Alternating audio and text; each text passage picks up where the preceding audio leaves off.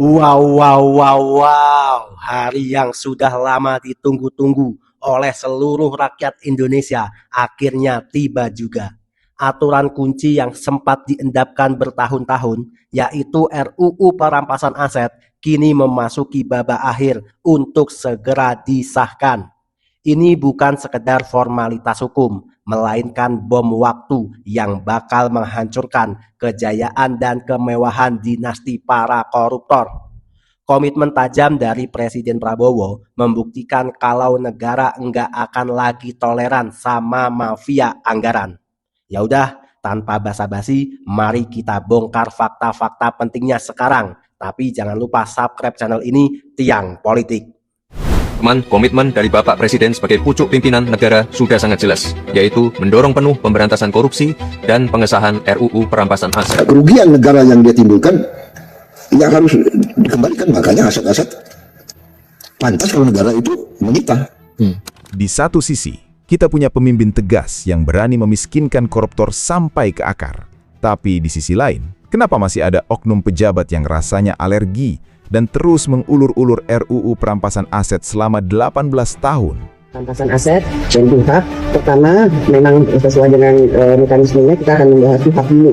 Namun kita awalnya tidak akan tergesa-gesa, kita akan mendapatkan masukan dari seluruh elemen masyarakat dulu sesuai dengan mekanismenya, bagaimana apa masukannya, apa pendapatnya dari seluruh elemen masyarakat. Setelah itu baru kita akan masuk ke perampasan aset. Apa sebenarnya yang bikin mereka begitu ketakutan? Simak analisisnya sampai akhir. Akan menanyakan kepada semua fraksi apakah RU tentang Pusat Financial International Indonesia dapat disetujui untuk disahkan menjadi undang-undang. Setuju? Setuju. Terima kasih. Selanjutnya kami akan menanyakan sekali lagi kepada seluruh anggota Dewan apakah RU tentang Pusat Financial International Indonesia dapat disetujui untuk disahkan menjadi undang-undang. Setuju. Terima kasih. Jadi sekali lagi RUU Perampasan Aset ini dalam proses pembahasan di DPR melalui Komisi 3 DPR RI.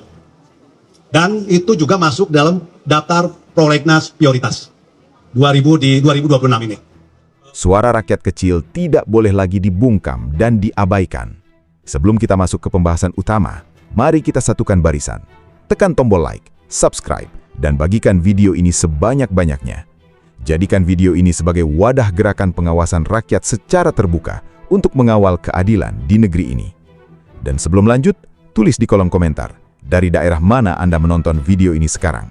Mari kita tunjukkan ke semua oknum mafia dan pejabat nakal bahwa rakyat dari Sabang sampai Merauke sedang bersatu, memantau, dan tidak bisa lagi dibohongi. Simak pembahasan ini sampai akhir, jangan ada yang di-skip, agar kita paham betul hak-hak kita sebagai rakyat. Selama ini para koruptor bisa santai dan senyum-senyum karena hartanya masih aman tersimpan. Tapi saat nanti RUU Perampasan Aset sudah disahkan, jangan harap mereka bisa senyum lagi. Yang ada mereka akan nangis histeris karena semua asetnya disita oleh negara. Teman-teman, tunjukkan suara dan dukungan penuh kalian di kolom komentar. Tahukah Anda mengapa fenomena korupsi di negeri kita seolah tidak pernah ada habisnya? Selama puluhan tahun, masyarakat sering disuguhi pemandangan yang sangat ironis di media massa. Seorang oknum pejabat atau pengusaha kaya tertangkap tangan karena mencuri uang negara. Mereka lalu dipasangi rompi tahanan berwarna oranye dan digiring oleh petugas. Namun jangankan terlihat menyesal atau sedih, saat berjalan di depan kamera wartawan, mereka masih sempat tersenyum lebar, melambaikan tangan, bahkan tampil rapi dan segar bugar. Mengapa hal ini bisa terjadi? Logikanya sangat sederhana bagi mereka. Di bawah sistem hukum lama, hukuman penjara seringkali dianggap hanya sebagai masa jeda atau cuti panjang dari dunia luar. Mengorbankan kebebasan selama 3 atau 4 tahun di dalam sel penjara dirasa sangat sepadan dengan hasil yang didapatkan. Sebab setelah masa hukuman selesai, kekayaan ratusan miliar rupiah hasil jarahan tersebut masih tersimpan rapi, utuh, dan siap dinikmati hingga 7 turunan. Sistem seperti ini secara tidak langsung justru memberi sinyal berbahaya bahwa merampok uang rakyat adalah bisnis yang sangat menguntungkan. Disinilah letak pentingnya RUU Perampasan Aset. Gagasan hukum ini sebenarnya bukan aturan yang tiba-tiba muncul kemarin sore. Presiden sudah lama mengajukan rancangan undang-undang ini ke DPR, tapi DPR tidak mau membahas sampai saat terakhir Presiden mengajukan lagi terakhir itu 5 Mei tahun 2023 dengan surat resmi Supres, tidak dibahas juga gitu. Ya kalau ditanya kenapa, ya DPR-nya nggak mau. Kenapa? Itu memang agak menakutkan. Perampasan aset itu kecenderungannya bisa ditafsirkan akan memiskinkan koruptor.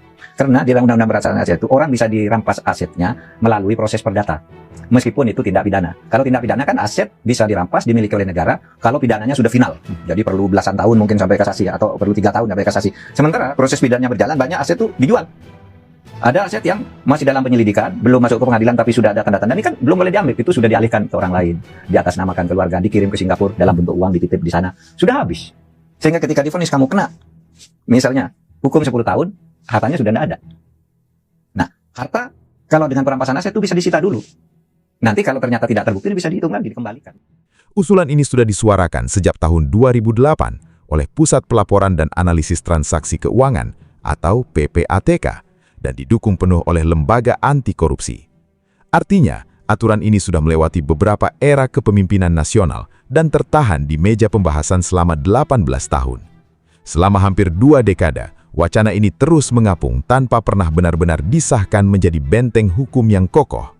Kini, di bawah komitmen kepemimpinan nasional yang baru dan dorongan kuat dari masyarakat luas, aturan ini kembali didorong untuk segera dituntaskan. Masyarakat dari berbagai lapisan tentu bertanya-tanya, apakah langkah kali ini benar-benar menjadi titik balik yang serius untuk memiskinkan para oknum yang merugikan negara, ataukah pembahasan ini akan kembali tertahan seperti tahun-tahun sebelumnya? Satu hal yang pasti, publik tidak lagi butuh janji manis. Rakyat membutuhkan tindakan nyata berupa aturan tegas yang mampu mencabut kejahatan anggaran hingga ke akar-akarnya demi mengembalikan apa yang menjadi hak seluruh masyarakat Indonesia. Di bawah ketegasan kepemimpinan Presiden Prabowo, sudah tidak ada lagi ruang aman buat para perampok uang rakyat. Mau itu tikus kecil di daerah, sampai mafia anggaran kelas kakap di pusat, semuanya bakal disikat tanpa pandang bulu. Makanya, mari kita rapatkan barisan dan dukung penuh langkah berani ini demi membersihkan negeri kita dari para pengkhianat. Teman-teman, tulis pandangan tajam kalian di kolom komentar sekarang juga. Untuk memahami mengapa aturan hukum ini begitu ditakuti oleh para oknum nakal, kita harus melihat bagaimana cara kerjanya di lapangan. Selama ini, proses hukum kasus korupsi seringkali berjalan sangat lambat, rumit, dan melelahkan. Dalam sistem yang lama, aparat penegak hukum seperti jaksa atau penyidik harus bekerja ekstra keras untuk membuktikan secara detail dari mana setiap lembar uang itu dicuri, kemana saja aliran dana tersebut ditransfer, hingga proyek mana saja yang anggarannya dipotong. Proses pencarian bukti ini membutuhkan waktu bertahun-tahun.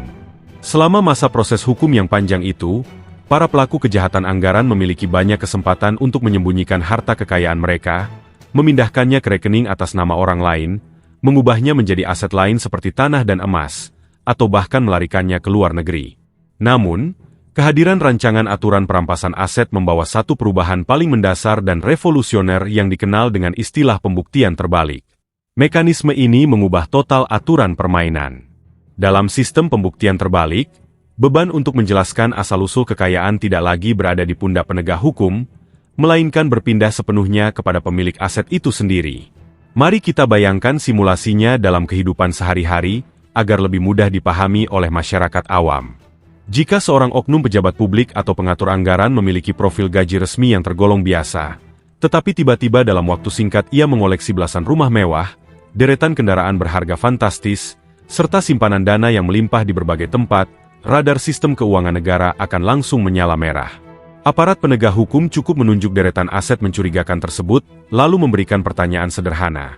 Bisa tolong tunjukkan bukti sah dari mana Anda mendapatkan uang untuk membeli semua ini dalam waktu 30 hari. Jika sang pemilik aset mampu membuktikan secara sah dan jujur bahwa kekayaannya berasal dari bisnis keluarga yang legal, warisan yang terdata, atau hasil investasi yang terdaftar resmi, maka hak miliknya tetap aman dan dilindungi oleh undang-undang. Namun sebaliknya, jika dalam jangka waktu yang telah ditentukan ia tidak dapat membuktikan dari mana asal-usul uang tersebut secara sah, maka negara memiliki kewenangan penuh untuk menyita dan mengambil alih seluruh aset tidak wajar itu demi kepentingan publik. Semua proses penyitaan ini dapat dilakukan tanpa harus menunggu proses peradilan pidana yang memakan waktu bertahun-tahun selesai. Langkah ini menciptakan pergeseran paradigma yang sangat besar, dari yang tadinya hanya menghukum fisiknya menjadi memiskinkan dinastinya. Ketika risiko kehilangan seluruh harta benda melonjak hingga 100%, matematika korupsi otomatis berubah total. Mengoleksi kekayaan dari hasil penyelewengan anggaran tidak lagi menjadi simbol status sosial yang bisa dibanggakan di hadapan publik, melainkan berubah menjadi ancaman nyata yang bisa menghancurkan masa depan dan reputasi keluarga mereka sendiri secara seketika. Melalui mekanisme yang tegas dan terukur seperti ini, tidak ada lagi ruang aman bagi siapapun untuk menyembunyikan uang hasil tindakan tidak terpuji. Baik uang tersebut disembunyikan di bawah kasur, dimasukkan ke dalam rekening sanak saudara, maupun diubah menjadi bentuk investasi tersembunyi. Sistem pelacakan keuangan modern akan tetap mampu mendeteksi keberadaannya begitu harta tersebut hendak digunakan. Aturan ini bukan diciptakan untuk menakut-nakuti para pelaku usaha yang jujur atau pejabat yang berintegritas, melainkan hadir sebagai instrumen keadilan untuk memastikan bahwa setiap rupiah milik negara benar-benar diperuntukkan bagi kesejahteraan seluruh rakyat Indonesia. Pertanyaan besar yang paling sering muncul di benak masyarakat awam ketika mendengar kabar tentang perampasan aset adalah satu hal yang sangat sederhana. Jika uang triliunan rupiah dari para oknum hasil penyelewengan anggaran berhasil disita dan diambil kembali oleh negara, kemana sebenarnya uang itu akan mengalir? Apa dampaknya secara langsung bagi piring nasi dan kehidupan sehari-hari rakyat kecil? Selama bertahun-tahun, masyarakat kita hanya disuguhi angka-angka kerugian negara yang nilainya begitu fantastis di media massa. Angka puluhan hingga ratusan triliun rupiah seringkali terasa abstrak dan membingungkan bagi orang awam.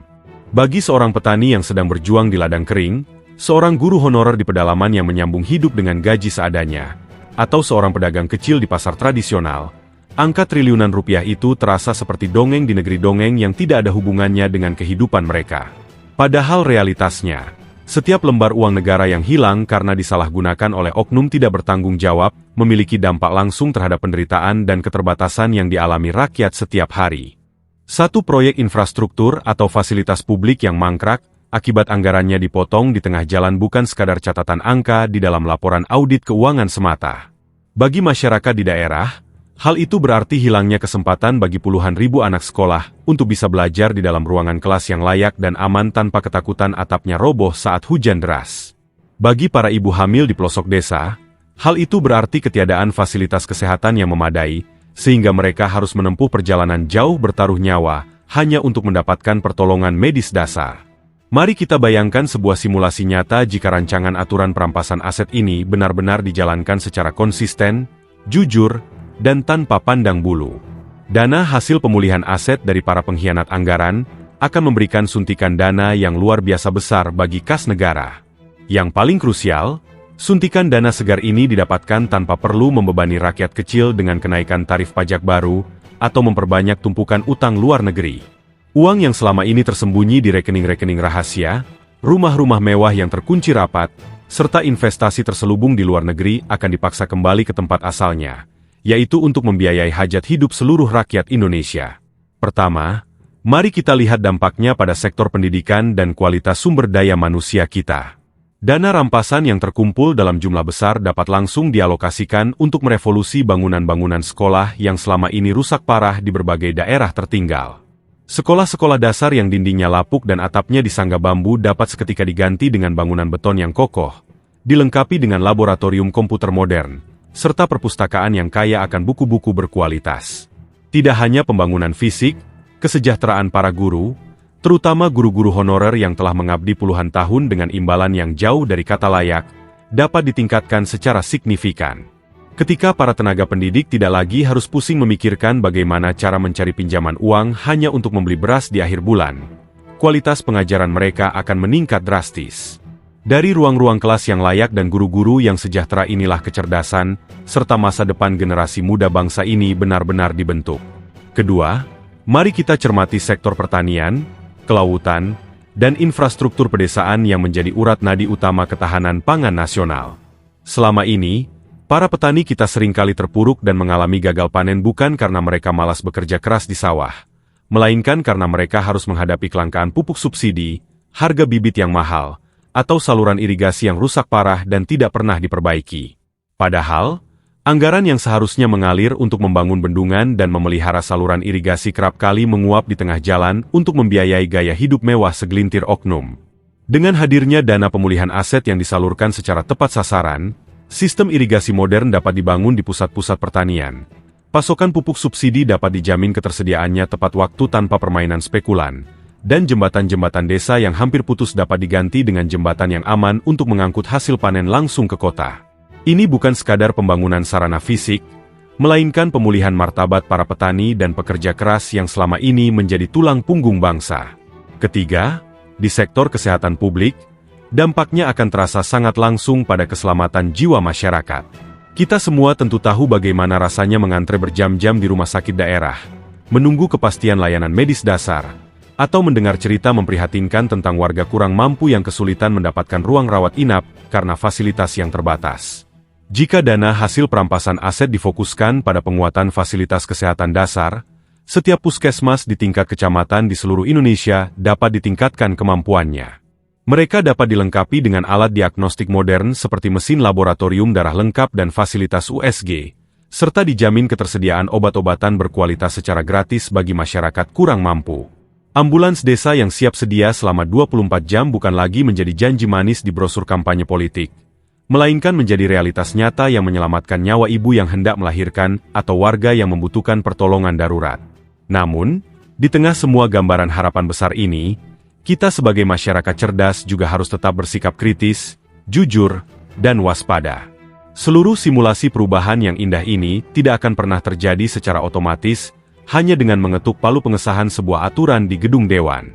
Sebuah undang-undang, sekeras apapun bunyinya di atas kertas, akan menjadi tumpul jika tidak dikawal oleh integritas aparat penegak hukum dan komitmen kepemimpinan nasional yang tidak pernah goyah. Selain itu, transparansi penuh dari pemerintah dan lembaga penegak hukum menjadi syarat mutlak yang tidak bisa ditawar-tawar lagi. Proses pencarian, penyitaan, pengelolaan, hingga penyaluran kembali uang hasil perampasan aset harus dibuka secara terang benderang kepada publik melalui sistem informasi digital yang dapat diakses oleh siapa saja, kapan saja, dan di mana saja. Rakyat berhak mengetahui secara pasti berapa jumlah uang yang berhasil disita dari setiap kasus, siapa saja yang terlibat, serta ke proyek sekolah, rumah sakit, atau jalan desa mana saja uang hasil cairannya disalurkan. Ketika prinsip keterbukaan ini dijalankan secara konsisten, ruang-ruang gelap yang selama ini sering dimanfaatkan oleh oknum-oknum tidak bertanggung jawab untuk melakukan negosiasi di bawah meja akan tertutup rapat dengan sendirinya. Kita harus memastikan bersama bahwa uang hasil perampasan dari koruptor lama tidak justru dikorupsi kembali oleh oknum-oknum baru di kemudian hari. Oleh karena itu, perjuangan untuk mewujudkan masyarakat yang adil dan sejahtera adalah tanggung jawab kita bersama sebagai pemilik kedaulatan tertinggi di negara ini. Kita tidak boleh lagi bersikap apatis, pasrah, atau menganggap isu-isu hukum dan anggaran sebagai urusan elit politik semata. Setiap rupiah anggaran negara yang diselamatkan memiliki dampak langsung terhadap harga kebutuhan pokok yang kita beli di pasar, kualitas fasilitas umum yang kita pakai setiap hari, dan masa depan anak cucu kita di masa yang akan datang. Dengan menjaga keseimbangan antara ketegasan hukum di satu sisi dan pengawasan masyarakat yang kritis di sisi lain, kita sedang melangkah bersama membangun peradaban bangsa yang bersih, bermartabat, adil, dan makmur untuk selama-lamanya. Di tengah lelahnya kita memperjuangkan piring nasi setiap hari, di tengah debu jalanan dan tetes keringat rakyat kecil yang jujur mencari nafkah halal, seringkali muncul rasa lelah dan keraguan di dalam dada.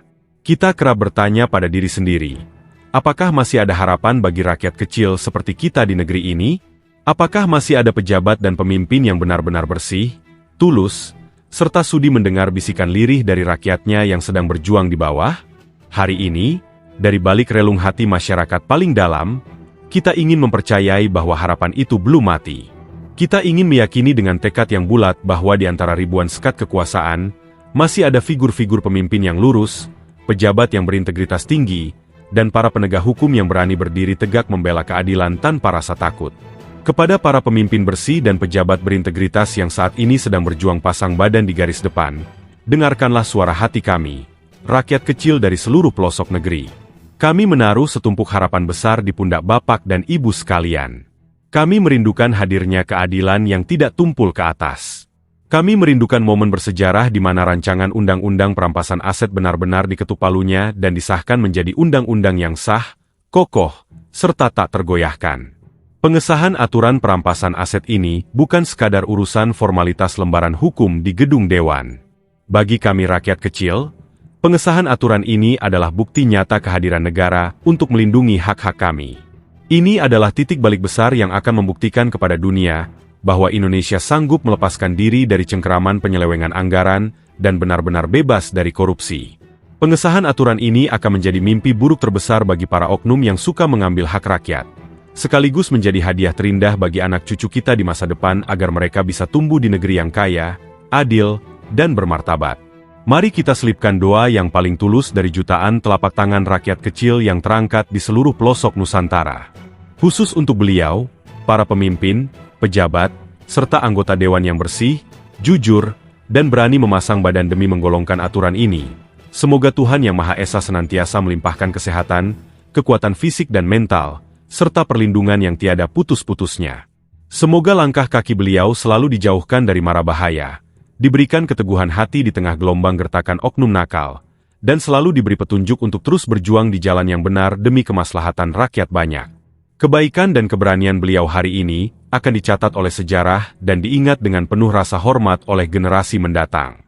Namun, harapan dan doa saja tentu tidak cukup jika kita hanya duduk diam terpaku. Pesan ini ditujukan untuk seluruh elemen masyarakat Indonesia, dari Sabang sampai Merauke, dari pulau-pulau terdepan hingga pusat-pusat kota. Mari kita tetap bersatu erat dan merapatkan barisan. Kita harus sadar betul bahwa senjata paling ampuh dari para oknum yang tidak ingin aturan ini sah adalah dengan memecah belah kita. Mereka ingin kita saling curiga, saling tuduh, dan bertengkar satu sama lain karena perbedaan-perbedaan kecil. Jangan pernah mau diadu domba. Jangan biarkan perhatian kita dialihkan oleh isu-isu tidak penting yang sengaja diciptakan untuk mengaburkan fokus utama kita. Ketika rakyat bercerai-berai, para oknum kejahatan anggaran akan tertawa lebar dan melanjutkan aksinya di dalam kegelapan. Namun, ketika rakyat dari berbagai latar belakang menyatukan suara, tidak ada kekuatan modal atau pengaruh politik apapun yang sanggup membendung gelombang keadilan tersebut. Kedaulatan tertinggi di negeri ini ada di tangan rakyat. Oleh karena itu, tugas kita belum selesai. Mari kita jadikan ruang-ruang diskusi, media sosial, dan kehidupan bermasyarakat kita sebagai wadah pengawasan publik yang aktif, cerdas, dan bermartabat. Mari kita pantau terus perkembangan pembahasan aturan ini setiap hari, setiap minggu, dan setiap bulan tanpa rasa lelah. Jangan beri ruang sedikit pun bagi mereka untuk mengulur-ulur waktu atau menyelipkan pasal-pasal kompromi yang melemahkan isi dari aturan ini. Pengawasan dari mata dan telinga seluruh rakyat adalah benteng pertahanan terbaik agar rancangan undang-undang perampasan aset ini segera disahkan tanpa penundaan lagi. Mari kita buktikan kepada dunia bahwa masyarakat Indonesia adalah masyarakat yang kritis, peduli, dan mencintai tanah airnya dengan sepenuh jiwa. Perjuangan menuju Indonesia yang bersih, bebas korupsi, dan sejahtera memang membutuhkan napas panjang. Tetapi selama kita bersatu dan terus bergerak bersama pemimpin yang bersih, masa depan yang cerah bagi Republik Indonesia bukanlah sekadar impian, melainkan takdir nyata yang sedang kita jemput bersama. Oke teman-teman, terima kasih masih bersama Tiang Politik. Teman-teman, setelah kita menyimak penjelasan yang panjang tadi, gimana tanggapannya? Silakan tulis opini tajam kalian di kolom komentar. Teman-teman, sekarang saatnya kita masuk ke season beropini, ngobrol cantik sambil minum kopi. Yuk kita minum kopi dulu. Alhamdulillah. Teman-teman, selama puluhan tahun ini, hukum di Indonesia tanpa sadar telah mendidik masyarakat untuk memaklumi kejahatan korupsi. Setiap kali ada berita pejabat tertangkap tangan, alurnya selalu sama. Ditangkap, mengenakan rompi oranye, tersenyum melambai-lambai di kamera, terus dipenjara hanya beberapa tahun, lalu keluar tetap menjadi orang yang kaya raya. Hukum kita selama ini terlalu sibuk menghukum fisik pelakunya, tetapi membiarkan anak cucu dan dinastinya menikmati hasil jarahan uang rakyat. Teman-teman, sistem hukum yang rapuh seperti ini menciptakan pesan tersirat yang sangat berbahaya. Mencuri uang rakyat itu resiko bisnis yang sangat menguntungkan. Asal kuat menahan malu selama 3 atau 4 tahun di dalam penjara, penderitaan sebenar itu terbayarkan oleh kekayaan ratusan miliar rupiah yang tersimpan aman. Akibatnya apa teman-teman? Rakyat kecil yang bekerja jujur dari pagi sampai malam justru merasa dibodohi oleh keadaan ini. Teman-teman, kehadiran rancangan undang-undang perampasan aset harus menjadi titik henti dari kebodohan sistemik ini. Kita harus mengubah cara pandang secara mendasar. Memenjarakan koruptor tanpa memiskinkannya adalah pekerjaan setengah jaji yang sia-sia. Buat apa? Nanti di penjara juga makan pakai anggaran negara. Teman-teman, lewat mekanisme pembuktian terbalik, negara tidak lagi membuang waktu dan biaya besar untuk membuktikan dosa seorang oknum pejabat. Cukup dengan satu pertanyaan sederhana. Punya harta miliaran, tapi gaji resmi cuma puluhan juta. Dari mana uang Anda? Jika dalam 30 hari si pejabat tidak bisa menunjukkan bukti transaksi dan riwayat bisnis yang sah, maka seluruh aset yang dia miliki bisa disita oleh negara. Tidak perlu nunggu debat panjang di pengadilan pidana yang berlarut-larut. Teman-teman, poin utamanya bukan cuma soal mengembalikan uang ke kas negara untuk membangun sekolahan dan jalan berlubang. Efek paling krusial dari perampasan aset adalah menghancurkan status sosial dan rasa bangga koruptor. Orang-orang yang merampok anggaran negara tidak takut pada sel penjara, tetapi mereka takut pada kemiskinan dan kehilangan kehormatan sosial di mata masyarakat. Ketika harta haram mereka disita total sampai ke akar-akarnya, maka mereka akan menjadi gembel. Mereka yang ditakutkan adalah itu, teman-teman. Teman-teman, di bawah kepemimpinan Presiden Prabowo, rakyat menunggu tindakan nyata yang tidak tebang pilih, yang tidak pandang bulu. Kita tidak butuh pidato manis atau janji manis penegak hukum. Yang kita butuhkan adalah keberanian politik untuk mengeksekusi aturan ini tanpa memandang siapa backingan di belakang si pejabat nakal tersebut, baik pejabat kelas teri maupun mafia kelas kakap di pusat. Teman-teman, rakyat kecil tidak meminta diperlakukan secara istimewa. Rakyat hanya ingin keadilan yang setara. Jika rakyat biasa yang mencuri karena lapar bisa dihukum berat dan habis-habisan, maka pejabat yang merampok hak jutaan rakyat harus mendapatkan hukuman yang lebih berat.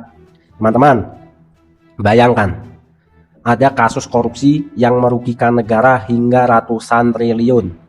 Andaikan uang itu bisa kembali ke kas negara, lalu disalurkan untuk rakyat, maka tidak ada lagi rakyat yang kelaparan. Jika uang itu dijadikan fasilitas publik, maka tidak ada lagi jembatan yang ambruk yang membuat anak-anak kita di pelosok negeri ini harus mengorbankan, berbahaya menyeberangi sungai untuk berangkat ke sekolah. Bayangkan, teman-teman, tidak ada lagi orang-orang sepuh, orang-orang tua kita yang ditolak rumah sakit karena tidak memiliki biaya. Tidak ada lagi sekolahan yang mau ambruk. Tidak ada lagi guru yang harus mencari penghasilan tambahan karena guru honorer gajinya sangat kecil, bahkan kadang telat. Teman-teman, mari kita suarakan suara rakyat ini. Kita bersatu, kita gunakan media sosial untuk menggaungkan narasi persatuan. Teman-teman, terus dukung channel ini, Tiang Politik, agar suara kita semakin didengar. Terima kasih, saya host Tiang Politik. Sampai bertemu di video selanjutnya. Merdeka, merdeka, merdeka. NKRI harga mati.